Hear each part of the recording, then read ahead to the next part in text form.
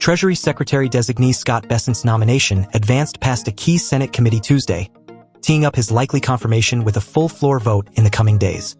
The Senate Finance Committee, which has oversight authority over the Treasury, backed him 16-11, with Senators Mark Warner, Democrat Virginia, and Maggie Hassan, Democrat New Hampshire, joining Republicans in a break from party lines.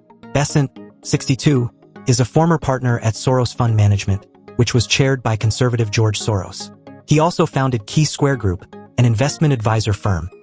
Democratic critics raged against Bessent's advancement, but the GOP appeared to have the votes to confirm him. Bessent has been a proponent of President Trump's economic agenda. Today, I believe that President Trump has a generational opportunity to unleash a new economic golden age that will create more jobs, wealth, and prosperity for all Americans, Bessent told the committee earlier this month.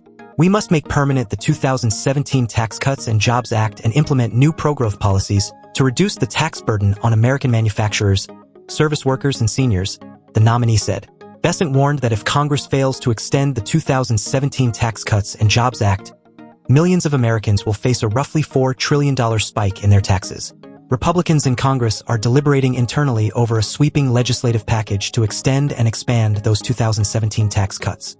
Bessent has also defended Trump's plans and threats involving tariffs, particularly ones against China. China is in a severe recession and are attempting to export their way out of that instead of the needed rebalance, Bessent argued during his hearing with the Senate Finance Committee.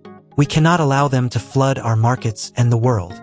After Trump's victory in November, the 47th president's allies had splintered between choosing Bessent or Cantor Fitzgerald Chairman Howard Lutnick for Treasury. Trump ultimately landed on Bessent, who he hailed for being widely respected as one of the world's foremost international investors and geopolitical and economic strategists.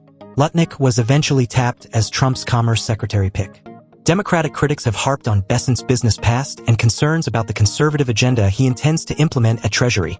For instance, Democratic Senate Finance Ranking Member Ron Wyden of Oregon dinged Bessent over litigation he is facing involving his method of skirting Medicare taxes on income he amassed from the Key Square Group.